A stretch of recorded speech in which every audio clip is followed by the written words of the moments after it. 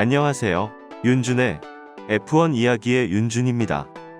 이번 영상부턴 지난 파워시스템 개괄 영상에서 예고해드린 대로 현재 F1 자동차에 사용되고 있는 터보 하이브리드 시스템에 대해 조금 더 자세히 설명해드리고자 합니다. 그 중에서도 이번 영상에선 터보차저에 대해 설명하겠습니다. 개괄 영상에서 간략히 언급했듯이 터보차저는 실린더에 더 많은 공기, 즉 더 많은 산소를 공급해 더 큰 엔진 출력을 만들어내기 위한 공기압축 장치입니다. 애초에 터보차저는 지금으로부터 약 100년 전 항공기용으로 개발됐었습니다. 비행기가 높은 고도에서 비행할 때 공기가 희박해지기 때문에 공기를 압축하여 이를 보상하려고 했던 거죠. 점차 터보차저가 엔진 출력을 올리는데 효율적이라는 게 알려지면서 자동차에 장착되기 시작합니다. F1에서 본격적인 도입은 1977 시즌 르노가 영국 GP에서 처음 사용하면서부터인데요. 터보를 장착한 차의 파워가 압도적으로 높음이 확인되면서 다른 팀들이 앞다투어 따라했죠. 그리고 1989년 시즌에 사용이 금지될 때까지 F1에서의 이른바 터보 시대를 만들었습니다. 초기 터보차저에 대한 아무런 제한이 없을 때는 황당한 수준의 엔진 마력 부스트가 가능했고 사고도 빈번했는데요. 그래서 퀄리파잉에서만 허용되고 메인 레이스에선 금지된 적도 있었습니다. 근래의 파티 모드처럼 사용된 거죠. 안전과 비용 문제로 1989 시즌부터 금지됐던 터보가 2014년 부활하면서 새로운 터보 시대를 연 겁니다. 일반 차량에도 광범위하게 도입될 만큼 기술이 발전하고 보편화돼서 이전의 문제들이 해결된 것, 그리고 터보가 더 이상 파워부스트를 위한 것만이 아니라 동시에 연료 효율을 높이기 위한 필수 장비가 됐다는 사실도 재도입의 큰 이유가 됐죠. 환경 규약에 지배받는 미래 자동차 기술은 고성능과 고효율을 모두 갖춰야 하며 F1이 이를 선도해야 한다는 FIA와 F1의 공감이 만든 변화였습니다. 자, 이제 본격적으로 터보차저에 대한 설명으로 들어가 보겠습니다. 엔진용 압축기에서 공기를 압축시키는 방식에는 크게 엔진 구동력으로 직접 작동시키는 방식과 배기가스의 열에너지를 이용하는 방식 두 가지가 있는데 전자는 슈퍼차저, 그리고 후자가 터보차저에 해당합니다. 터보차저는 배기가스를 받아들여 회전력을 만드는 터보 휠과 거기에 맞물려 있으며 공기를 압축하는 역할을 하는 컴프레서 휠, 이렇게 두 개 휠의 조합으로 구성되어 있습니다. 배기가스의 열 에너지를 공기 분자들의 운동 에너지로 전환시켜 공기를 압축시키는 거죠. 배기가스를 그냥 버리는 게 아니라 재활용한다는 사실 자체가 연료 효율 면에서 일단 장점을 가질 수밖에 없습니다. 일반적인 가솔린 엔진이 대략 20% 정도의 연료 효율에 머무는데 터보차저는 여기에 약 20%에 가까운 추가 효율 상승을 만듭니다. F1 메인 레이스의 연료 적재 중량이 110kg으로 제한되기 때문에 이런 고연료 효율 장비는 필수일 수밖에 없는 거죠. 터보차저 자체는 F1 규정에 의한 필수 장비가 아니지만 필수 장비나 다름없는 이유입니다. 자, 그럼 이제 터보차저가 유용한 이유에 대해 조금 더 자세히 살펴보겠습니다. 먼저 터보차저와 같은 방식으로 공기가 압축되면 무슨 일이 일어나는지 알아보기 위해 기체의 기본적인 성질에 대해 잠깐 짚고 넘어가죠. 모든 기체는 같은 압력, 같은 온도에서 동일한 부피 안에 같은 숫자의 분자들을 포함합니다. 예를 들어서 부피가 1리터인 병이 있다고 할 때 기압이 1기압, 온도는 섭씨 0도라면 그 안에는 기체 종류에 상관없이 정확히 2.6875 곱하기 10의 22승계의 분자가 들어 있습니다. 기체가 질소건, 산소건, 아르곤이건 상관없이 말이죠. 만약 병의 부피가 22.4리터라면 분자들의 개수는 22.4배 많아질 테니 6.02 곱하기 10의 13승계가 되는데요.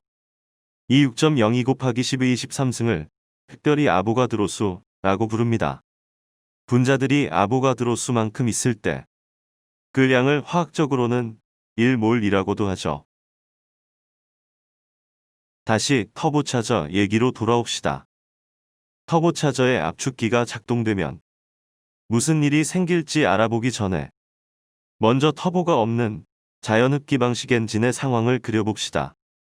에어 인테이크를 통해 들어온 공기가 실린더로 들어가 연료를 연소시키고 연소 후 가스를 배출하는 일반적인 그림입니다. 여기서 실린더로 유입되기 전에 공기 분자들의 밀도는 압력과 온도에 의해 거의 정해진 값이 되는데요. 차의 속도, 실린더의 밸브가 열리는 주기, 즉 엔진 RPM에 따라 단위 시간당 공기량은 변하지만 공기 분자의 부피 밀도 자체는 비슷한 온도에서 거의 일정합니다. 이 애니메이션에서 실린더 전단의 공기 분자는 5개로 유지되고 있죠. 이건 기체의 상태 방정식에서 분명히 예상할 수 있는 거죠. 여기서 N은 기체 분자들의 수, R은 기체 상수라고 불리는 비례상수입니다. 에어 인테이크에서 실린더까지 부피는 일정하니까 온도가 일정하다면 한 주기 동안 실린더에 유입되는 공기 분자의 수는 거의 일정합니다. 그럼 여기에 터보차저의 압축기가 붙게 되면 어떻게 될까요? 컴프레서 휠이 빠른 속도로 회전할 때 그 회전 에너지는 휠과 공기 분자들과의 충돌에 의해 공기 분자들의 실린더 방향으로의 운동 에너지로 전환됩니다. 유입된 공기 분자들이 실린더 전단으로 돌진해 들어가는 거죠. 공기 분자들을 강하게 때려서 우겨 넣는 거라고 보면 됩니다. 그래서 터보가 없는 경우에 공기 분자들의 부피 밀도보다 더 큰 밀도의 공기가 실린더 전단에 모일 수 있게 됩니다. 이 애니메이션에서 아까 터보가 없는 경우보다 공기 분자들의 밀도가 커져 있음을 볼 수 있습니다. 즉 압축이 일어나는 거죠. 그런데 이렇게 우겨 넣어진 공기 분자들이 컴프레서 휠에 의해 높은 운동 에너지를 갖고 있었기 때문에 다른 공기 분자들과의 충돌을 거치며 전체 공기 분자들의 평균 운동 에너지를 올리게 됩니다. 즉, 온도가 상승하게 되는 것이죠. 온도란 분자나 원자들의 평균적인 운동 에너지니까요. 다른 말로 반대 방향으로 다시 튀어나오려는 힘, 곧 압력이 커진다는 의미입니다. 결국 상승한 온도와 압력에 의해 어느 수준 이상으로 공기를 압축하는 게 불가능해집니다. 그럼 여기서 당연히 이런 생각이 듭니다. 이 온도만 적절히 낮춰줄 수 있다면 공기 압축률을 보다 더 올릴 수 있지 않겠냐고요. 맞습니다. 인터쿨러가 바로 이런 목적으로 기능하는 장치입니다. 보통의 차량용 라디에이터와 거의 비슷한 모습과 원리를 갖고 있죠.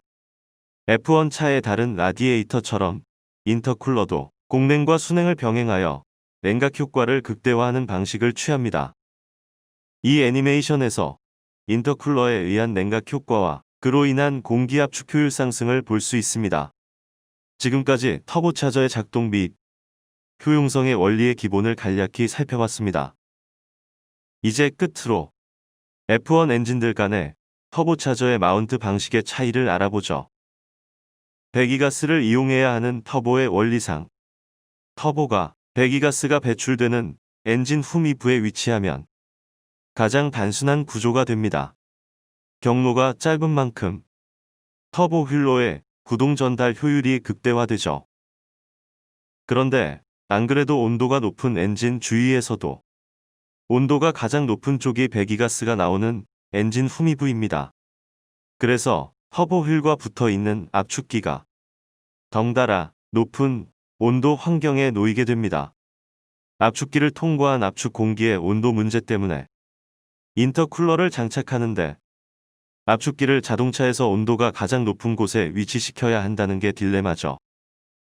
여기 스쿠데리아 페라리 팀 엔진의 터보 마운트 방식을 보시죠. 터보 휠과 압축기를 붙여놓는 가장 일반적이며 구조상으로 단순한 방식을 채용하고 있습니다. 그러나 단점은 역시 말한 대로 압축기 단에서 이미 어느 정도 공기가 가열돼서 인터쿨러를 지나간다는 점입니다. 아무래도 냉각 효과가 떨어질 수밖에 없고, 따라서 동일한 성능에 대해 더 큰 용량의 인터쿨러를 장착해야만 하는 필요성이 커지는 게 단점입니다. 터보 휠은 배기가스로 돌려야 되니 엔진 후미부 쪽에 위치시켜야 하고, 압축기는 온도 문제 때문에 최대한 후미부와 멀어지는 게 좋다면 터보 휠과 컴프레서 휠을 서로 떼어 놓으면 되지 않을까요? 그렇게 했을 때 문제는 터보 휠과 압축기를 연결하는 추가의 긴 연결 샤프트가 필요하다는 점, 그리고 패키지상의 난점입니다. IC1을 통과해서 샤프트가 지나가야 하니까요. 그러나 그렇게 되기만 한다면 인터쿨러의 냉각 효율을 올릴 수 있게 되고, 다른 말로 동일한 압축 공기량에 대해 더 작은 인터쿨러를 사용해도 된다는 뜻이 됩니다. 메르세데스 팀은 바로 이런 스플릿 터보 방식의 엔진을 사용합니다. 다른 팀들이 페라리와 같이 일반적 방식을 채용한 반면, 메르세데스는 터보 하이브리드 시대가 시작된 2014년부터 이 스플릿 터보 방식을 사용했죠. 2014년 시즌 메르세데스 팀이 압도적인 성능을 드러냈을 때 그것의 가장 큰 이유로 지목됐던 요인입니다. 다른 팀들보다 더 작은 인터쿨러를 사용할 수 있게 되면서 사이드 포드의 크기를 줄일 수 있었고, 공기역학적으로 이득을 얻게 되어 속도상 이득을 취할 수 있었다는 거였죠. 그런데 이 스플릿 터보가 분명히 더 나은 방식이라면 다른 팀들도 똑같이 따라하면 되는 것 아닐까요? 네, 그래서 혼다는 따라했습니다. 터보 휠과 컴프레서 간의 거리는 메르세데스보다는 가깝게 하면서 스플릿 방식의 장점을 유지하려는 디자인이죠. 르누팀은 스플릿 터보를 고려하다가 특별한 이점이 없다고 결론 내고 현재의 구조를 사용하고 있습니다. 터보 휠과 컴프레서가 붙어 있지만 인터쿨러의 냉각 효율을 위해 인터쿨러를 최대한 엔진 앞부분으로 거리를 띄워 놓는 방식이죠. 이렇게 각 컨스트럭터 팀들의 터보 마운트 방식이 제각각인 건 엔진 구조를 바꾸는 게 기술적으로 매우 어려운 작업인 데다가 그런 어려움을 감수하고서라도 도입해야 할 만큼의 터보 스플릿의 가치를 찾지 못했기 때문인데요. 메르세데스가 7년 연속, 그리고 그 이상으로 컨스트럭터 챔피언에 오르게 될 게 거의 확실한 압도적인 성능을 꾸준히 보여왔다는 걸 고려하면 페라리를 비롯한 다른 팀들이 스플릿 터보의 가치에 대해 정확히 판단할 만한 능력이 부족한 건 아닐까 하는 의구심도 듭니다. 컴프레서 위치가 바뀜으로 해서 차의 구조에 영향을 미치고, 그게 또 공기역학적 특성, 그리고 전체적인 물리, 기계공학적 특성에도 영향을 끼치게 될 텐데요. 이를 모두 종합적으로 정확히 분석해낸다는 건 거의 불가능합니다. 이처럼 스플릿 터보가 메르세데스가 왜 그토록 막강한지에 대한 한 가지 단서인 건 분명합니다만, 정말 그런지, 또 그렇다면 강점에서 차지하는 비중은 어느 정도인지 확실히 알 방법은 없습니다. 절대강자의 출현은 각 팀들의 기술 이해도와 종합적 개발 역량의 차원을 한 단계 올릴 것을 강요하고 있는 셈인데요. 적어도 단기간에는 불가능한 일입니다. 이번 영상은 여기까지입니다. 다음 영상에선 모터 제너레이터 유닛에 대해 다루겠습니다. 영상이 유익했다면 좋아요와 구독하기 눌러주세요. 감사합니다.